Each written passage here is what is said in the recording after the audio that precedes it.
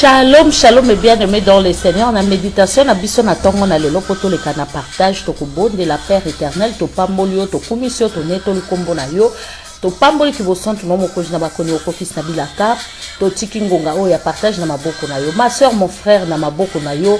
Seigneur, ngai na lobate po maloba ya moto ebenda ka kufa me maloba na onde pesa ka bomoy. Lobela peuple na yo na nzela na molimo mo centre. To baby si nyonso bokese na kombo na Yesu Mafia. Seigneur Jésus-Christ, voilà si Mama Lubana Yoko Kokisa. Saint-Esprit soit contrôle du début à la fin. Père, nous te lèvons encore une fois de plus. Na bonzambe na yo, na kombo na Yesu Masia. Amen. Kotika ngaite na maboko na bangu na nanga nzambe nanga nzambe. Kotika ngaite. Shalom tozo ko loba na nzambe na biso atika biso te na maboko ya banguna na biso. Banguna na biso souci na bango ezakaka ko dévorer biso.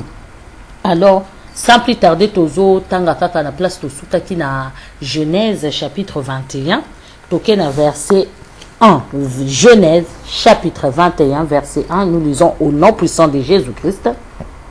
Le Seigneur intervient en faveur de Sarah en faisant pour elle ce qu'il avait promis.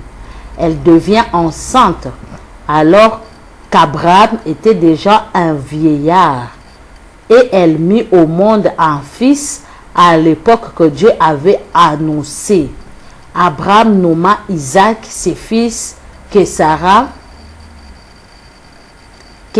lui avait donné. Il est circoncis à l'âge de 8 jours comme Dieu le lui avait ordonné. Abraham avait 100 ans à la naissance d'Isaac. Sarah déclara, Dieu m'a fait rire de joie. Tous ceux qui attendront parler d'Isaac riront avec moi. Et elle ajouta, qui aurait pu dire à Abraham qu'un jour Sarah allaitera des enfants? Pourtant je lui ai donné un fils dans sa vieillesse. Alléluia. A tomoni bien aimé bino moko nzambe a pesi Sarah maloba oyo ilobaki na ye akokisi yango apesi mwana mobali alobaki na Sarah okobota mwana mobali. Sarah asekaki yango sikoyo tango Sarah aboti Abraham apesi mwana wana kombo Isaac elingi kolakisa koseka elingi kolakisa ke nzambe atondisi joie na bomoi na yo. Nzambe ye kosekisa mwasi aseka kala asekaka lisusu te ata bande koseka na bakamarade soki akanisi kaka ndenge belle famille efingaka ye amela milangi abotaka te mwasi wana koseka nyonso ekei. Soki akanisi kaka ndenge mobali abotaka na mwasi mosusu ndenge mwasi amibala aza kopesa mobali na ye bana ye aza kokoka te mwasi wana koseka na ye esili. Soki amoni kaka bana baninga baosaka na nzela koseka ya mwasi wana esili. Soki amoni mwasi aye kobota sango moko bo babengi Abraham na camarade na ye mwasi na nga ucho bima maternité aboti ba mapasa aboti mona mobali koseka ya mwasi wana esili. Alléluia. Yo pe koto vandi koseka na yo esila. Nzamba promettre yo ndenga prometaki Sarah mais Sarah umelaki na makolo na nzambe malgré tout alobaki na mobali na yake na maboko Agar mais Sarah bandeka kolelela nzambe. Nzambe apesaki ye nzambe asekisaki ye. Yo pe oza na problème na yo oyo elelisaka yo oyo koma sujet ya kochola okoma sujet ya moquerie mutu nyonso na nzela se mokaka na yo. Mwasi wana botaka ta mela milangi bobenga na ye boy oza inutile. Bien aimé dans le Seigneur, surtout biso ba bantu mwasi ya botaka ta za inutile na société donc baza komona yo eloko pamba na mariage ta mususu mobali akoma komona lisusu te okoma kopesa ye kanda po bana bazate belle mère ko ya kofinga yo basemeki koloba te ndeko nanga elika na nzambe muta pesa ka bana izali nzambe. Tomoni nzambe asekisaki Sarah belela nzambe wana. To continuer na verset 8. L'enfant grandit Quand Sarah cessa de l'allaiter, Abraham fit un grand banquet. Tangu mwana koli, mukolo oyo alongwaki na mabele, Abraham asalaki fête munene. Un jour, Ismaël, l'enfant que égyptienne Agar avait donné à Abraham, était en train de jouer. Sarah le vit et dit à Abraham, chassa cet esclave et son fils, celui-ci ne doit pas hériter avec mon fils Isaac. Omoni ba mama bolulenge bozalaka. Yo moko na ba comportement no ya mabe. Yo moko tinda mobali na yo abima libanda. Yo moko luka makambo. Kozwa ba camarade ko yana bango na ndako. Lelo yo mbeba ekwei okomi oloba babenga na mwana wana. Abraham avandaki na ye. Sarah mtatindaki Abraham alobi kende na servante nanga pesa yo mwana. Basepelaki na mwana wana. Lelo yo nzamba kaniseli Sarah ye komona buzoba na ye na misu. Buzoba na ye likolo ya table. Akomi ko yina mwana wana. Akomi ko lobana ni komona mwana wana te. Na lingite mwana wana a hérité na bana nanga la kobota na Isaac. Bien-aimé dans le Seigneur, maman nanga kati na kolo. Tango bandaki kotina mobali na olibanda. Oyebaki te que un jour oko partager bénédiction na yona mutu. Bible za koba biso la femme sage bâtit sa maison. La femme insensée la renverse par sa propre main. Ndeko na ngai tango yozo ofinga mobali no yokutu mobali moko atina te. Yokutu na yo karata eloko moko te ki mobali na yo te. Ko ofinga ka mobali ba sorte nyonso ya kombo. Yokutu zaka na o faible siko tango mobali akobima. Boyeba ke mama nanga liloba mutesala mokili tango mobali akobima libanda ake komona kote bazomone faible te kote bazomone makasi kote bazo considérer ye kote bazo sukole bilamba kote bazo kata ye ba barbe akosala nini akomemela yo Ismaël akomemela yo Ismaël. Alléluia. Bien-aimé dans le Seigneur, bien-aimé dans le Seigneur, toyeba ko bomba kama bana na biso na Yesu Masia. Balobi la femme sage bâtit sa maison. La femme sage bâtit sa maison. Même bana na yo. Oyo yo zo ko bota. Ozo bomba bango na maboko ya nani. Awa Sarah lobi na Abraham. Kaka ye moluki makambo. Kaka ye mutu ata Ismaël na mokili pona na nzela na yende Ismaël ayaki nzamba ezosa bango. Nzambe alo kaka ye muta troubla ki promesse ya mobali na ye. Mobali na bane ko tungisa ete. Azo traité ye bien. Asenga ki pas au moins si mususu te. Sarah kaka ye moko. Lelo susu akesu e pas mobali. Ba bien-aimé dans le Seigneur. Lokola ma pasteur mobali no aza pasteur. Alinga nzambe. Aboya mobulu. Azwa kabasi mususu te. Yo ma pasteur yango foke na ko lukaka makambo. Lelo yo na église komaka longola choriste oyo nazo sepela na yete yo moko muto zwa ki fi wana libanda petite no a confiance oye na église abandi ko evre na église yo moko kako yo ki sous jalousie ba benga na sous petite na yo ya confiance ma pasteur boni ko détruire vision ya mobali na yo. Alléluia.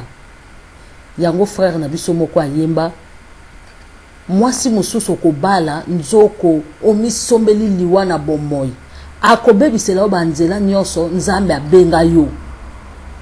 Boni Abraham azaki na promesse de Dieu. Alléluia. Abraham abandaki kolenge la promesse de Dieu. Abengi yo akoti sur la promesse de Dieu bokomi kokende na ye. Okomi ko troubler Abraham na ba conseil na yo ya mabe. Na ba conseil na yo ke Abraham akende na muta musala po abota mwana. Alléluia. Maman ba conseil ni nous pesaka homme de Dieu. Ba conseil ni nous pesaka mwana na yo oyaza homme de Dieu.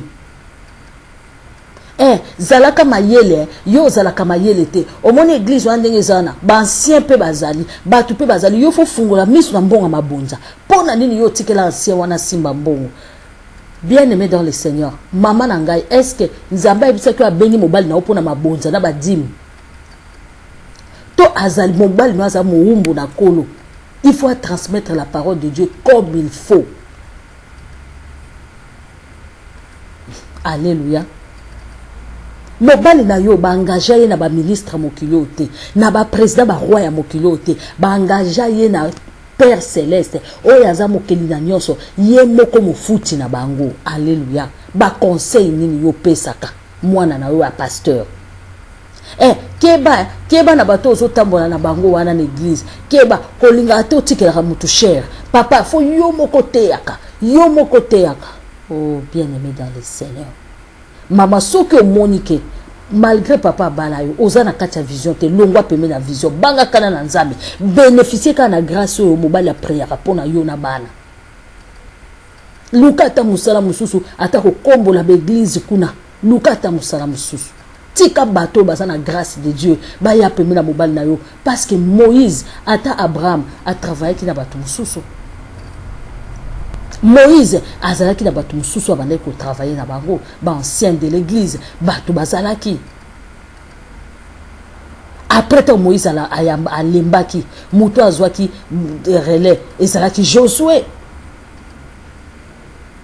Alléluia. Mama tika ba conseil na yo wana. Mama tika ba conseil na yo. Papa pe. Mwasi na yo azali mosali na Nzambe. Azali chantre moko célèbre. Aza ko kumba mela kolo. Papa yo kaka ko pesa ye ba conseil moko ya mabe. Il faut que ba album na yo basi mingi ba yembela Nzambe o Nzamba tombola ba koya kaka pona mbali ba conseil mabe. Bible zoloba mboka soki ezangi ba conseiller mboka wana ekuyaka. Donc ba soki ezangi ba conseiller ni koloba ni po ba conseiller bazala kaka ta na nzela.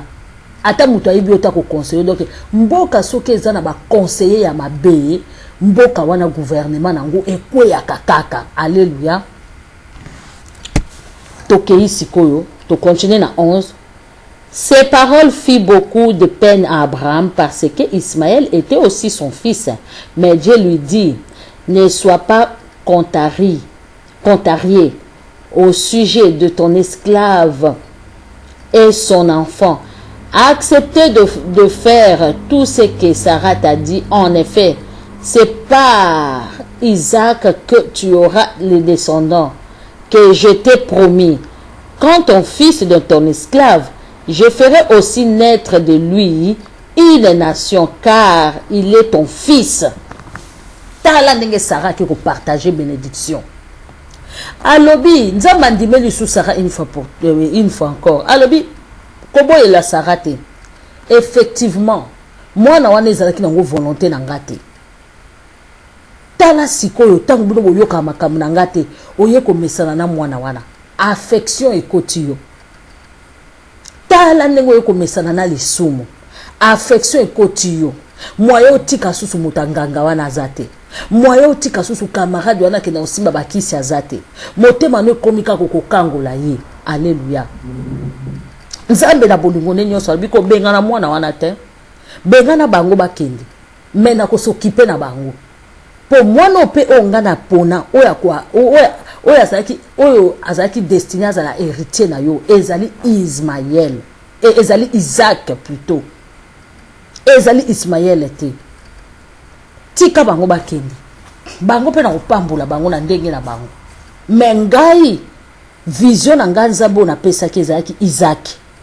Ezalaki Ismaël ata mokete.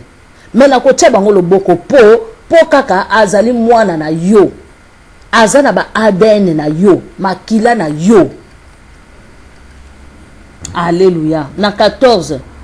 Tôt le lendemain matin, Abraham prit du pain et une outre remplie d'eau, les donna à Agar, lui mit l'enfant sur le dos et la renvoya.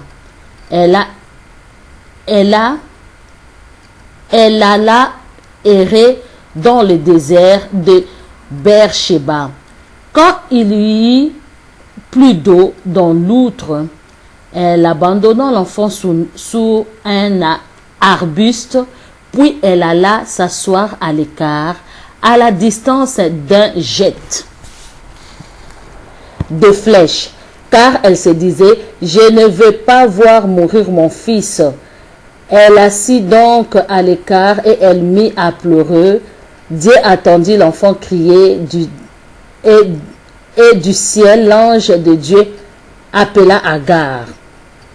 Qu'as-tu, Agar? Lui demanda-t-il. N'aie pas peur, Dieu a attendu l'enfant crier là-bas. Debout, prends ton fils et tiens-le d'une main ferme, car je ferai naître de lui une grande nation. Dieu ouvre les yeux à Agar et elle parit un puits.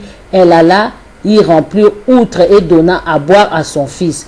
Protégé par Dieu, l'enfant grandit.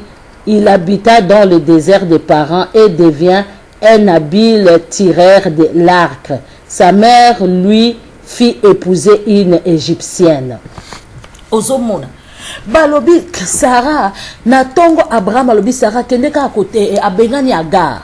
Agar ko kenda ki kuna maye sili na désert.